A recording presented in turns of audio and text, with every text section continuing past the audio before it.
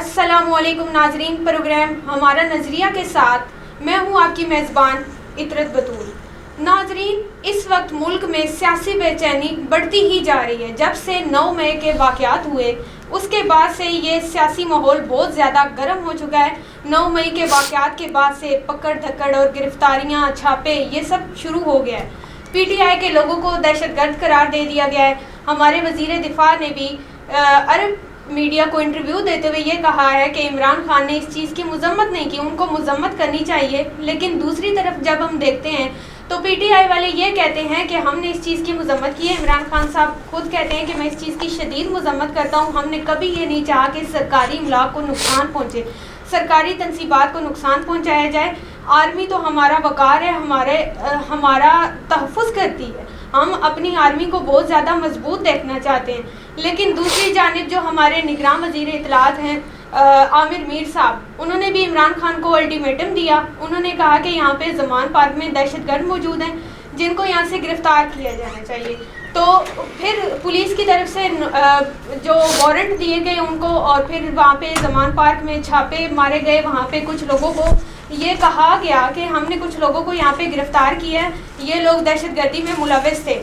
تو اس سب کا نتیجہ کیا ہوگا؟ کیا ساجے کی ہنڈیاں بیچ چرائے پھوٹنے کو تیار ہیں؟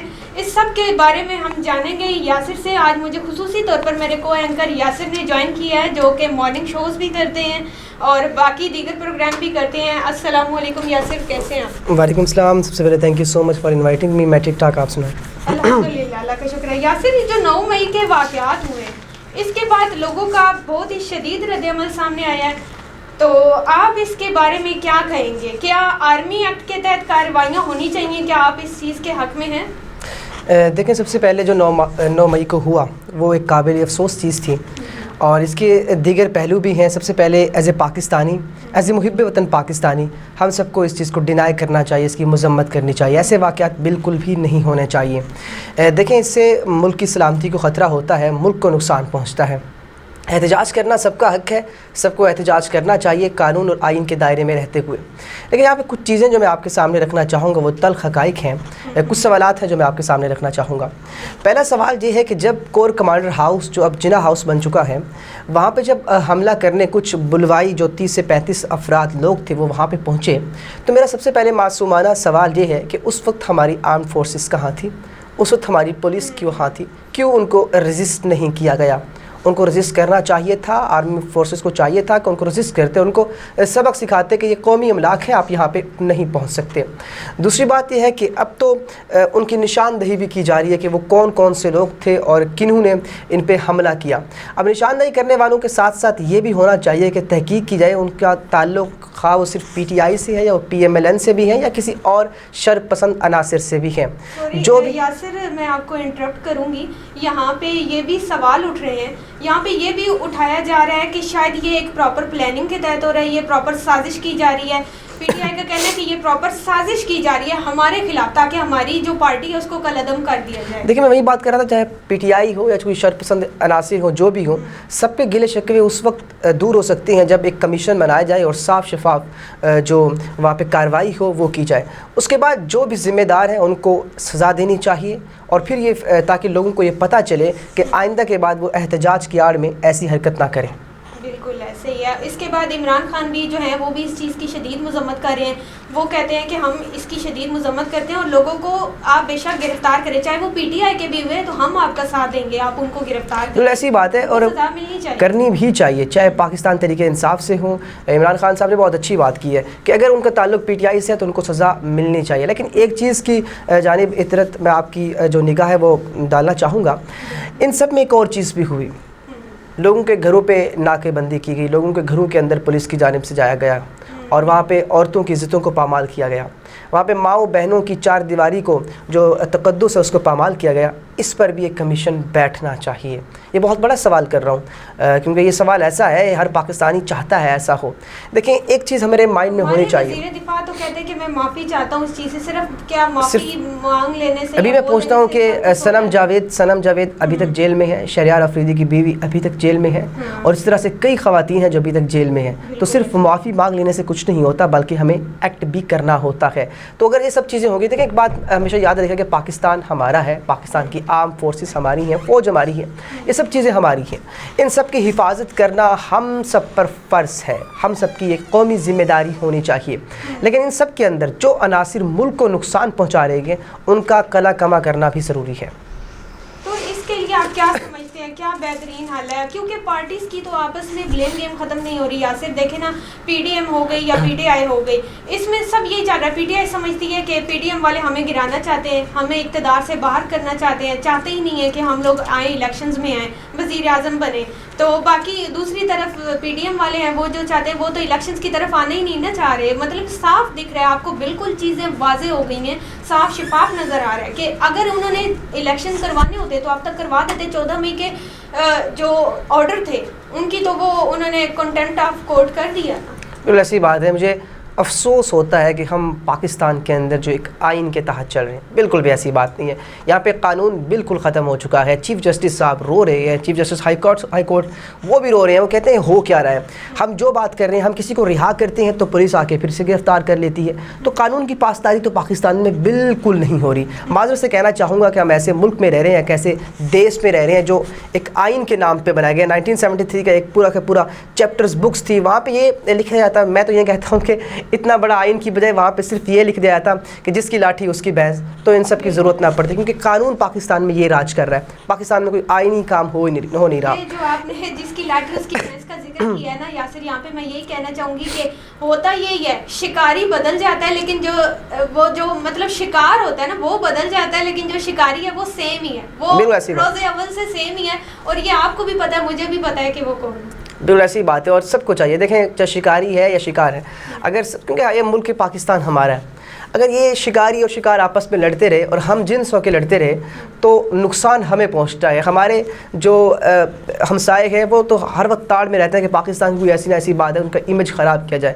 آج گرین پاسپورٹ ایک بدنامی، ایک دھبا بن چکا ہے. آج پاکستان کی معیشت ختم ہو چکی ہے، ڈالر اوپر جا رہا ہے. پاکستان کے اندر پیٹرولم پرائسز کو دیکھیں، غریب سے غریب تر ہوتا جا رہا ہے، امیر سے امیر تر ہوتا جا رہا ہے. وہ لوگ جو بڑے بڑے بلند و باغ دعوے کر کے سیاست میں آتے ہیں، اس کے بعد وہ پھر اپنے لیے سوچتے ہیں. یہ ہو رہا ہے. تو ایسے ملک پاکستان میں مجھے تو ایک کہتے ہوئے بھی مجھے بڑا افسوس ہوتا ہے کہ یار یہ ہو کیوں رہا ہے. یاسر میں یہ کہتی ہوں کہ جب تک equal distribution of wealth and equal distribution of resources نہیں ہوگا تب تک یہ ملک میں سے کام ہو ہی نہیں سکتا. کہ دیکھیں نا، چند آپ جب ایک لیول ڈیسائیڈ کر دیتے ہیں کہ جو ایلیٹ کلاس ہے وہ تو ایلیٹ رہے گی، باقی لوور مڈل کلاس، اور یہ کلاس سسٹم جب تک ختم نہیں ہو جاتا ہمارے معاشرے سے، ہمارے معاشرے میں کیسے ترقی ہوگی؟ کیا صرف غریب کا بچہ ہی باہر نکلے اور وہ اپنی جانیں قربان کرے؟ کیا ہمارے جو بڑے بڑے لیڈرز ہیں ان کے بچے کہاں ہوتے ہیں؟ وہ باہر کیوں نہیں نکلتے؟ بالکل ایسی بات ہے. وہ شعر ہے کہ غریب شہر ترستا ہے ایک نوالے کو، امیر شہر کے کتے بھی راج کرتے ہیں. تو یہ پاکستان کا نظام چلتا آ رہا ہے، یہاں پہ ہمیشہ غریب ہی پستا رہا ہے اور امیر کو ہمیشہ فوقیت دی گئی ہے. اب پاکستان کے اندر جو سیاسی عدم استحکام ہے، اس کا صرف ایک ہی حل ہے میں سمجھتا ہوں اطرت، وہ ہے الیکشنز کی طرف جانا. قوم اپنا فیصلہ خود کرے، عوام کے پاس حق رائے دہی ہے، آئین اس کو اختیار دیتا ہے کہ اپنا فیصلہ خود کرے.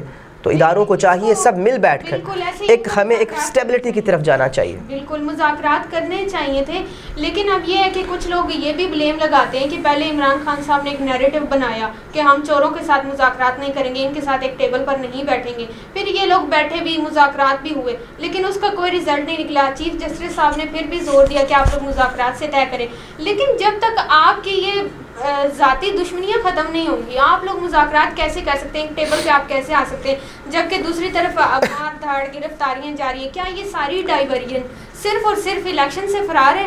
کہ مطلب جیسے اب آپ دیکھ لیں کہ وہ وزیر اطلاعات نے کہا کہ زمان پارک میں دہشت گرد ہیں، ہمیں ان کو وہاں سے پکڑنا ہے، تو پولیس پراپر وارنٹ لے کر گئی. کل سرچ آپریشن کیا گیا وہاں پہ، عمران خان نے الاؤ کیا کہ آپ اندر آئیں، آپ سرچ کریں، دیکھیں. اور اس کے بعد پھر جو یاسر ایک میں رات کو ٹویٹ دیکھ رہی تھی، اس میں یہ تھا کہ جن لوگوں کو انہوں نے کلیم کیا نا 10-12 لوگ ہم نے دہشت گرد پکڑے ہیں، وہ لوگ کہتے ہیں کہ ہمیں انہوں نے کسی اور جیل میں ہم لوگ تھے وہاں سے پکڑ کر یہاں کی مور لگا دی کہ ہم نے ان کو یہاں زمان پارک سے پکڑا ہے. بالکل ایسی بات ہے. دیکھیں یہ چیزیں تو اس وقت ہو گئی. میں فواد چودھری کی بات کروں، اس پہ جو مقدمہ ہے کہ انہوں نے ملتان کے اندر ایک مسجد میں سے ایک نل چوری کیا ہے. ایک مطلب یہ حالات ہیں پاکستان کے کہ ان کو مل نہیں رہا کہ ہمیں کون سے کریں.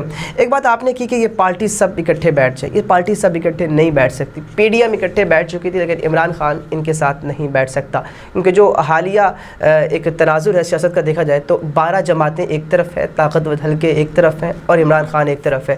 وہ جد و جہد پہ 27 سالہ ایک جد و جہد ہے، اس کے بعد جو ابھی رجیم چینج آپریشن کے بعد جو ایک مین سٹرگل تھی اس شخص نے کی، تو مجھے نہیں لگتا یہ اکٹھے بیٹھ سکیں.